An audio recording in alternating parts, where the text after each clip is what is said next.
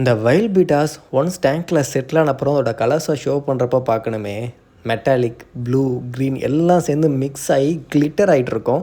99% நாட்டு மீன் மாதிரி இருந்தாலும் அது மேலே லைட் படுறப்போ அது ஃப்ளேர் ஆகிறப்போ பயங்கர க்ளோனஸ் கிடச்சி படு பயங்கரமாக இருக்கும். நம்ம ரீசெண்டாக தாய்லாண்ட்லேருந்து சில ஷிப்மெண்ட் எடுத்திருந்தோம் வைல்ட் பீட்டாஸ். எடுத்த எல்லாத்தையுமே புக் பண்ணிட்டீங்க. ஸோ இதான் நம்ம பேக் பண்ணப்போ எடுத்த வீடியோ. ஸோ வந்ததுக்கும் நம்ம பேக் பண்ணுறப்பவும் பயங்கர குவாலிட்டியாக இருந்தது. நம்ம பேக்கிங் வந்து கொஞ்சம் காஸ்ட்லி அப்படிங்கிறதால இன்கேஸ் டெத் ஆச்சுன்னா நான் ஃபுல் ரீஃபண்ட் கொடுக்குறேன்னு சொல்லியிருக்கேன். ஸோ யாரெல்லாம் புக் பண்ணாங்களோ எல்லாருக்கும் கைக்கு இன்றைக்கி ரீச் ஆகிருக்கும். நான் என் லைஃப்பில் இது வரைக்கும் எந்த ஃபிஷ்ஷுக்கும் இவ்வளோ கஷ்டப்பட்டு பேக் பண்ணது கிடையாது. ஸோ ரொம்ப சேஃபாக டைம் எடுத்து பேக் பண்ணியிருக்கோம். அண்ட் வைல்ட் பீட்டாஸ் வாங்குறவங்க உங்கள் ஃபிஷ்ஷுக்கு கோல்டன் வாட்டர் ரெடி பண்ணி வச்சுக்கோங்க, ஆல்மண்ட் லீஃப் போட்டு. அண்ட் முக்கியமாக இது ரொம்ப ஹைட்டாக ஜம்ப் பண்ணும். ஸோ அதுக்கேற்ற மாதிரி எதையாவது போட்டு மூடி வைங்க.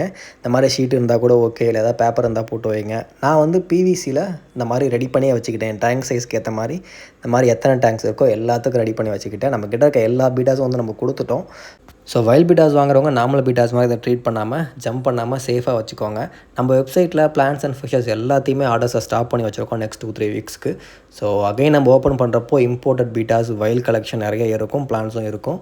அகைன் சேல்ஸ் ஓப்பன் பண்ணுறப்போ நான் கண்டிப்பாக அப்டேட் பண்ணுறேன். மேபி 1 month ஆகலாம்.